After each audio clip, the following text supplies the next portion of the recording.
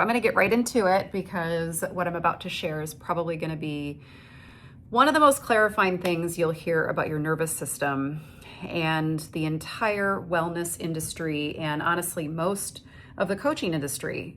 And this is really the truth. You've been sold on a version of nervous system regulation that is not only incomplete, it's actually keeping you stuck. I say that as someone who has spent over 20 years in both clinical practice and coaching. And I've seen this harm in this misunderstanding, because specifically for women in high stakes leadership roles who are also navigating perimenopause.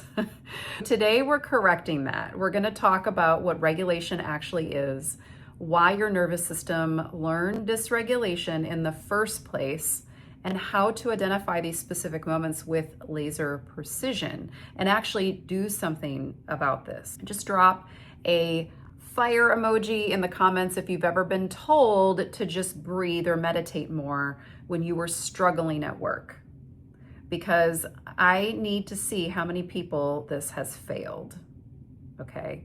Yes, you can do those things, but it's if you are in a certain window of tolerance. I would just like to know if this is resonating, right? Regulation is not being calm all the time. Here's the number one lie that you've been told, that a regulated nervous system means you stay calm under pressure, that if you're doing the work, you won't get activated. You won't snap at someone. You won't feel that tightening in your chest before a board presentation. That is not regulation. That's suppression. And suppression has a bill that eventually is going to come due in the form of brain fog, exhaustion, emotional volatility, chronic illness, or all of the above. Here's what I actually teach. Regulation means you will get dysregulated because you are human. I tell my clients this all the time. And that means me too, right? Because you're in high stakes environments, because your hormones are actively rewriting your nervous system right now.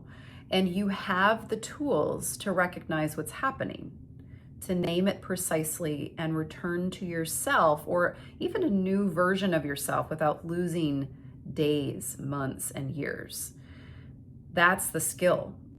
Not never going down, getting back up faster and with more information every time.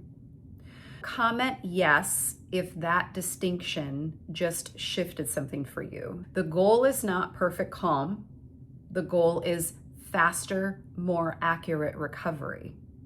Yes, I'm just like reading here, seeing who's here. Hello, hello. Good afternoon. Happy spring, everyone. So good. Now the real question is, why do we get dysregulated the way we do? Because it's not random. It's exquisitely patterned. And once you see the pattern, you can't unsee it in the best way possible. I say information, just take that information in, right? Our nervous system is giving us information all the time. We take that information, right?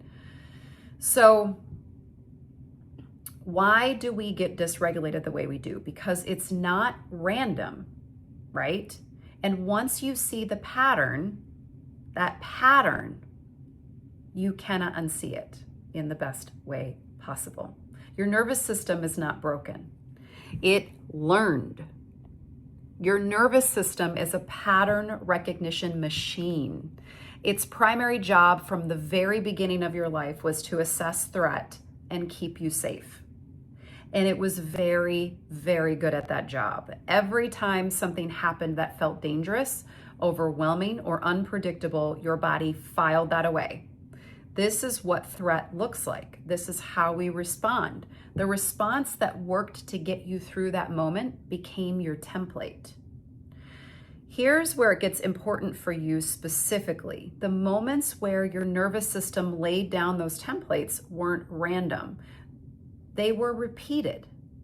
They were the moments where a pattern was established, usually in childhood, not always in childhood, but you can have that happen in childhood or early life. It could have happened in college. It could have happened in high school. It could have happened in a job that you had, right? Maybe in your 20s, 30s. That said, something very specific about what it means to be you in the world. Maybe it was, when I make a mistake, I get abandoned or punished, so I must be perfect. Or when I ask for help, I get dismissed, so I must be self-sufficient. Or when I show weakness, people use it against me, so I have to stay strong no matter the cost. Those aren't personality traits. Those are learned survival responses, and they worked. They probably helped you build a really remarkable career. They kept you safe. But now at 44, 47, 51, 62, with perimenopause, menopause, actively rewiring your hormonal environment with the stakes higher than ever and with less neurological bandwidth to compensate the way you used to, those are the same responses that are misfiring. They're treating your board meeting, your team meeting, your networking meeting like the same threat that your 8-year-old, 11-year-old, 21-year-old self faced in these moments that were incredibly stressful for you and your nervous system. This is where I want you to just let me know if this is resonating.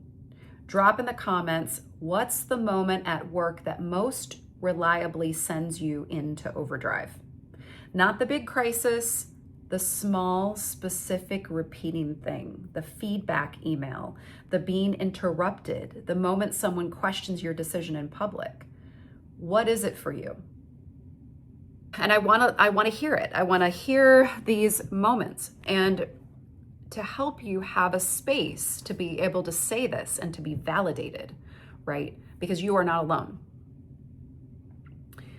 So, how to find when your nervous system learned the pattern. Let's talk about that. So what you just maybe shared in the comments, those specific triggers are not random reactions. Each one has a root, and finding that root is not about years of therapy. It's about learning how to ask your body the right questions with enough precision that it can actually answer. Here's the framework I use with executive clients in my coaching business. I call it the trigger thread, because you pull one end and it leads you back to the source. Step one is to get specific about the present moment trigger or activation. Not, I get stressed at work. What exactly sets your nervous system off? What's the specific thing that happens? The tone of voice, the type of situation, the particular kind of challenge. The more precise you are, the more information you have. And then step two is to identify which nervous system state you land in. And I need to be clear here, there are three, not one. There's fight. This is when you're sharp, defending, perhaps you are sharp-tongued, intense. You might feel like you're performing well, but the edge in you is fear dressed as competence. Flight mode, you're managing, smiling, agreeing, getting out of the room, drowning in your calendar to avoid the stillness where the hard feeling lives. This is like the I'm fine. You're moving fast to stay ahead. And then we have functional freeze. This is the sneaky one. This is the one executives don't recognize in themselves, because you're still showing up. You're in the meeting, you're answering emails, but you're behind glass, sometimes feeling dissociated from the space, but you're going through the motions, right? The brain fog that descends in a strategy session. That's often functional freeze, not cognitive decline. Your nervous system pressed pause while your body kept going. So is there one in particular that is familiar to you? Drop in flight, fight, or freeze. Most of us lead with one of those, right? We default to one, but we can cycle through all three. Now, step 3. And this is where meaning-making language becomes everything. Ask yourself, what does this moment mean? Not what is happening. What does your nervous system believe is happening? Okay, that might sound like, if I make a mistake here, what is that going to mean? There's uncertainty. I don't know what's going to happen. And if you follow that thread, it means I'll be seen as less capable. It means I'll lose this role. It means I was never as good as they thought. Keep pulling that thread. And if that happened, what would that mean? If you keep going until you hit something that feels older, how young is that feeling, that belief system? Something that sounds like maybe an earlier version of yourself, right? It might sound like a child version of you, not an executive in leadership version of you, right? That voice is where the root lives.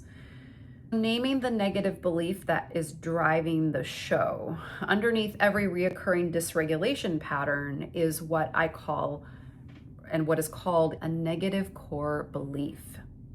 We can understand our negative core belief systems because we all have them. It has shaped parts of us. We all share that. We all have negative core beliefs.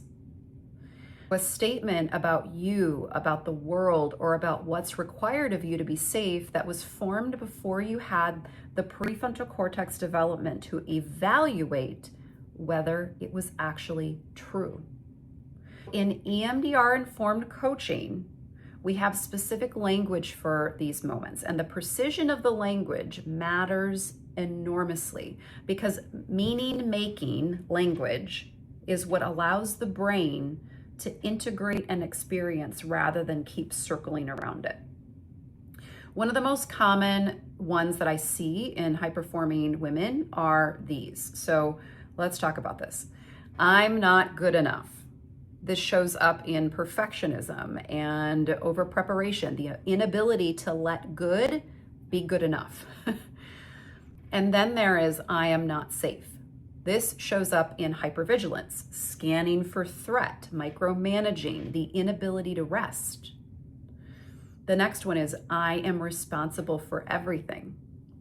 This is the overfunctioning, the inability to delegate, the sense that if you let go, everything is going to fall apart. Next is, I am powerless. This one is sneaky in executives because you build a great deal of external power, but the nervous system doesn't care about your title. In the moments that feel the most like the original threat, it's going to revert to, I have no control here. And then there is, I am defective, or I am a failure. The shame one, the one that says the reason this is happening is something fundamentally is wrong with you, not with your situation. Here's the thing about perimenopause that most coaches are missing entirely. So the hormonal changes of perimenopause, specifically the fluctuations in estrogen and progesterone, directly affect the amygdala. So this is the threat detection center of your brain, which means the volume on every one of these core beliefs gets hiked. It gets turned up. So the nervous system is not declining, it is amplifying everything that was already there with less hormonal buffering. So you don't have that protective mechanism in place. It's exposing. This is not your fault. This is not about incompetence. It's biology meeting biography. And it requires both biological and biographical tools to address it. So drop in the comments without oversharing, right? Just one word, which of those core beliefs felt like the most home to you? Not good enough, not safe, responsible, powerless, defective. Which one did your nervous system just lean towards? What I see a lot in high-performing women is the not good enough. The cruelest irony is that the people most likely to believe that they are not good enough are the ones working the hardest to prove otherwise. So not coping strategies, actually rewiring it. Let's move into recalibration. Okay, science-based tools that stick. Here's where I part ways with the most nervous system content online. Most of what gets shared are coping strategies, things that help you manage the symptom in the moment, right? I've done it. Breath work, cold water, going for a walk. These are real and they work, they help, but they do not change the underlying pattern. So what I work with is EMDR-informed techniques, specifically around performance. And there is a particular protocol specifically designed not for trauma processing in the traditional therapeutic sense, but for neurological interference that happens when old patterns collide with high stakes moments. Here's the short version of how it works and why it sticks when other things don't. When you're in a triggered state, so the fight, flight, or freeze, the memory and the belief that drive it are stored in a way that hasn't been fully processed. They're fragmented. The image, the body sensation, the belief, the emotion, they're not integrated with each other or with your adult understanding of what actually happened. Every time something reminds you of your nervous system, of that original moment, it re-experiences it as current, as now, as real and dangerous. The EMDR I use in coaching uses bilateral stimulation, tapping, eye movement, audio, it depends on whatever it is that your body loves, to allow the brain to process that fragmented experience, integrate it, and form a new, more accurate belief about yourself and your safety. It doesn't erase the memory. We're not to come up with repressed memories or anything like that. It doesn't hypnotize you. You're very fully present. It changes what the memory means, and it does this at a neurological level, not a cognitive one. That's why talk-based approaches often don't fully shift these patterns. You can understand intellectually that you are enough and still have a nervous system that behaves as though you're not. The recalibration is not tell yourself a better story. It's give your brain the bilateral processing environment it needs to update the file. Here's a simplified version you can begin with on your own. It's what I call the 3-step root pause. 1, in the moment of activation, name the state. So I'm in fight, my body is preparing to defend, right? This alone interrupts the automatic loop. So you're online. 2 is to find the belief. My nervous system believes I'm not safe right now. Name it. Not I'm stressed. What does your nervous system believe is true? And then 3, apply the counter statement. But here's the key, it has to be somatic, not just cognitive. So say the counter belief out loud and tap alternately on your knees and say, I am an adult. I have resources. I am not in danger. I can handle this. The bilateral tapping while saying this gives your brain a processing signal. Even the simplified version begins to create different neurological grooves over time. So try it right now. Think of one small reoccurring stressor at work, something minor. Notice what your body does just from thinking about it. Now tap on your knees, left, right, and say out loud or in your head, I am safe. I have this. I'm an adult with resources. And how does your body feel after about 20 seconds? Drop what you notice in the comments, right? What we're doing here is your nervous system is updating the threat assessment in real time. The brain feels a little clearer. Your jaw maybe is unclenched. So what I want you to take away from this conversation are 3 things as we wrap up here. 1, regulation is not the absence of dysregulation. It is the accuracy and speed of your return. It's having language for what's happening, a map for where it comes from, and tools that actually work in the environments where you operate. 2, your nervous system did not malfunction. It learned very specifically in very specific moments to respond in very specific ways. Those moments are findable. The patterns are nameable. The beliefs are workable. This is not a life sentence. It's a very solvable problem. And 3, Perimenopause is not the enemy here. It is amplifying something that was already present and asking urgently for resolution. The executives who do this work in their 40s emerge on the other side with a kind of authority and stability they could not have accessed in their 30s, because they've done the integration, they've built the actual infrastructure of regulated leadership, not just the performance of it. Now, if anything in this conversation resonated, if you recognized your own nervous system in what I was describing, if you felt the pull of I need to understand this at a deeper level, I want to tell you about something I have available right now. The Regulated Executive Reset. It's a focused, intensive coaching experience where we do exactly what I walked you through today, but we go all the way in. I'm there with you. We identify your specific trigger with precision. We name the core belief driving your primary dysregulation pattern, and I walk you through EMDR recalibration with you, not just at you. This is not generic coaching. This is not a course where you do modules online. This is clinical grade, personalized, executive paced work. And if you are a high performing woman in a leadership role who's tired of performing calm while internally holding everything together alone, this is designed specifically for you to find out if this is right for you. Let's have a conversation. That's it. DM me the word reset and I will get you the details and we can have a brief conversation to see if it's a fit. Thank you for being here. Thank you for showing up for this conversation, because the fact is that you're here, and that means you already are taking something very seriously that most people in your position are just kind of doing alone. So you don't have to perform calm that you don't have. You can build regulation that is real. That's what I'm here for.